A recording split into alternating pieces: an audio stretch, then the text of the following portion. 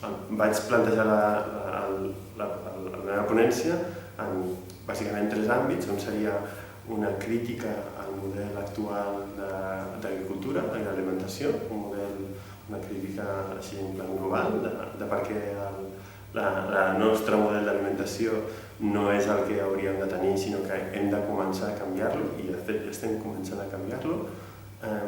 Una segona part seria com és la proposta que estem construint, com són les alternatives que ja estan vigents, ja són viables, i finalment vaig fer algun comentari respecte als aliments transgènics, ja que a la Facultat de Ciències i de Biociències se'n parla molt en aquest àmbit. Aleshores, començo fent la crítica al model actual d'alimentació i d'agricultura, basant-me sobretot en què som fruits, el model actual és fruit de la Revolució Verda. La Revolució Verda, que és un model, un sistema, una manera d'explicar com és el nostre model alimentari agrícola. I va ser implementat després de la Segona Guerra Mundial, on el que es pretenia és afegir molta més energia al camp, energia en forma de fertilitzants, energia en forma de bombeig de l'aigua per regar, més reg, energia en forma de més mecanització, energia en forma de productes agroquímics, el que des del nostre àmbit li diem els pesticides, fitosanitaris, també li diuen des de l'altra banda. Tota aquesta energia acaba obtenint-se un producte, un augment de la productivitat. Però també cal, perquè es produeixi aquest augment de productivitat, unes noves varietats de llavors, unes llavors que responguin a aquest augment d'energia. Aquestes noves llavors que es van introduir a partir de la Segona Guerra Mundial, o sigui, en la Revolució Verda, serien els híbrids, i el que provoquen els híbrids, sobretot, és que la pagesia deixa de ser la productora de les llavors de les següents generacions, sinó que passa a comprar les llavors a les empreses de les llavors. Què faran aquests híbrids? Fer els híbrids, depenent del tipus de planta, és més o menys complexa, però en general sempre està fora de l'abast de la pròpia pagesia.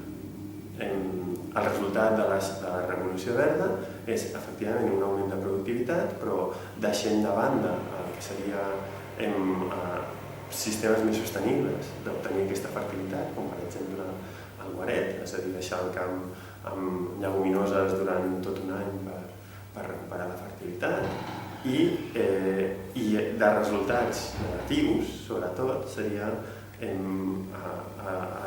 l'increment d'energia que es fa servir al camp i amb pèrdues de productes, subproductes o productes secundaris que es feien servir abans en l'agricultura i que es deixen de fer. L'exemple més típic és la palla, passa a ser menys necessària per a l'alimentació animal, i els animals, a partir d'aquest moment, comencen a alimentar-se amb gra. I el resultat és 1/3 del gra o un 20% del gra que es produeix passa a ser per alimentació animal en comptes d'alimentació humana. Llavors estem ja desviant una gran part de la productivitat, de la producció, cap a l'alimentació animal. Bé, aleshores, un altre exemple que m'agrada explicar d'efectes de la Revolució Verda seria el fet de que a la subvenció que es produeix des dels centres econòmics, des d'Europa, als Estats Units, a l'agricultura de la Revolució Verda, en alguns moments produeix excedents alimentaris que al enviar-los als mercats de la perifèria econòmica, del sud global, com també es diu, generen problemes econòmics per als sistemes sostenibles de producció, perquè es veuen bombardejats per productes subvencionats pel nord i deixen de ser viables. Els productors de llet d'Haití passen a no ser viables degut a la llet barata que ve dels Estats Units. I a l'Àfrica passen coses semblants amb excedents de la Unió Europea. És a dir, generem el que alguns casos s'explica de processos d'anticooperació. En comptes d'ajudar a desenvolupar aquells països econòmicament, els estem destrossant a costa d'exportar-los els nostres productes subvencionats, és a dir, en contra de qualsevol lògica d'igualtat econòmica, comercial, etc. Aleshores, podríem començar a parlar de com serien els sistemes alternatius. Els sistemes alternatius, doncs, per una banda, intentarien això, reduir la quantitat de contaminació relacionada amb el model agrícola. Contaminació que no només és energia que s'introdueix, sinó també està relacionada amb gasos d'efecte hivernacle que estan vinculats als models d'alimentació i d'agricultura. Gasos d'efecte hivernacle, com seria l'excés de metà produït per la nostra ramaderia o els òxids de nitrogen produïts per també l'excés de fertilització dels nostres camps. Aquest monòxid de nitrogen és un gas d'efecte hivernacle i, per tant, també hem de treballar en reduir aquestes dues línies. Estan les dues més estretament relacionades amb el consum de carn. Per tant, reduir la quantitat de carn ajuda a refredar el planeta perquè estem emetent menys gasos d'efecte hivernacle. A més, un tercer efecte és que actualment, com que els cereals, tots els aliments de la nostra ramaderia prové de molt lluny, també estaríem reduint el transport i, per tant, un tercer efecte de reduir el transport dels aliments amunt i avall, doncs també permet refredar el planeta amb la nostra alimentació. I es tracta només de reduir el consum de carn en una fracció, no? O sigui, quan més reduïm, menys efecte tindrem sobre el planeta en la nostra petjada ecològica. Una cosa que és bastant important és intentar recuperar la pagesia que està molt maltractada per aquest model agroindustrial.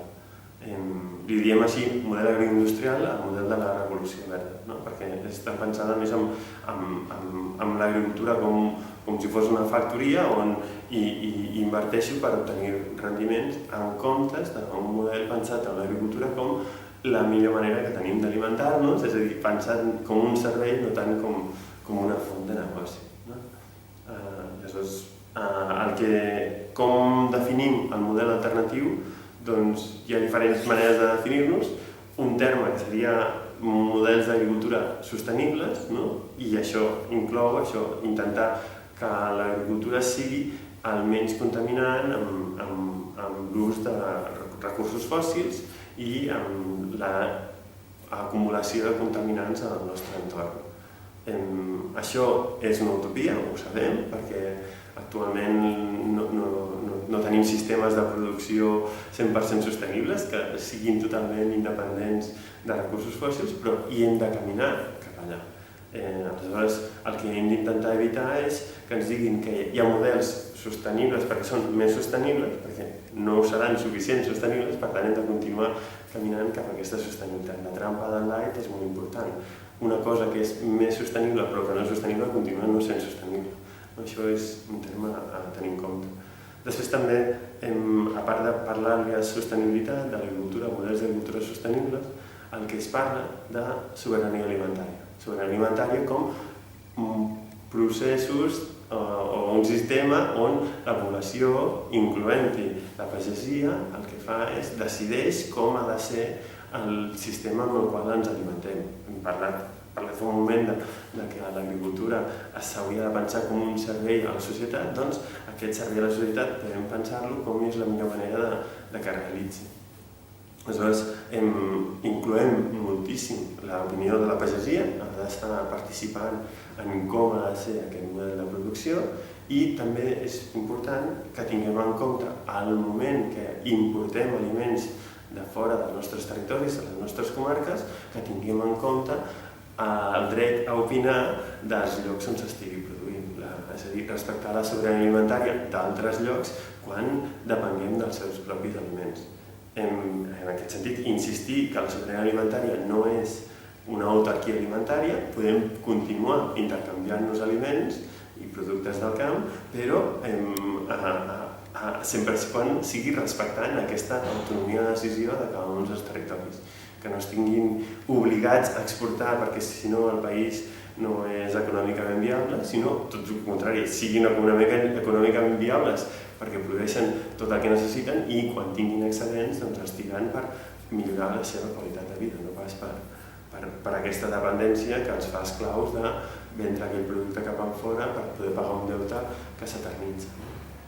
I finalment, uns comentaris referides al que seria els transgènics. Els aliments transgènics, és a dir, aliments produïts per agricultura en general, també podria ser per ramaderia, però encara no s'està comercialitzant, exceptuant uns salmons als Estats Units que tenen l'hormona del creixement, doncs referides a agricultura, a transgènica, són plantes en les quals se'ls ha modificat genèticament la llavor i que s'estan començant a comercialitzar. Porten al voltant d'uns 20 anys comercialitzant-se aquí al món i a Europa doncs només s'està plantant de moment un tipus de transgènic, que seria el blat de moro transgènic amb una tolerància, una resistència a insectes, a un tipus de plaga, i també s'està important transgènics que són tolerants a herbicida. Aquests serien els únics transgènics que s'estan actualment incorporant a la cadena alimentària aquí a Europa. Als Estats Units hi ha una mica més de transgènics. També he dit soja transgènica que s'està important, a part de tolerància a herbicida, a part del blat de moro tolerant a herbicida, i algun altre amb molt poca proporció. I el debat en aquests casos és, per una banda, es dubta que aquests productes siguin prou adequats per a l'alimentació, amb alguns exemples que hi ha hagut en l'alimentació amb transgènics que han generat problemes i s'han hagut de retirar. I per altra banda, a la necessitat d'estudis de bioseguretat que fa que aquests productes s'encareixin moltíssim, la necessitat d'un etiquetatge que fa que es compliqui moltíssim a nivell de consumidor saber quin ha de ser el seu consum adequat a l'hora de triar si és un producte o un altre, doncs la nostra recomanació seria rebutjar aquest model d'agricultura, aquest model de tecnologia aplicada a l'agricultura. O sigui, rebutjar els transgènics com una solució que no la considerem viable.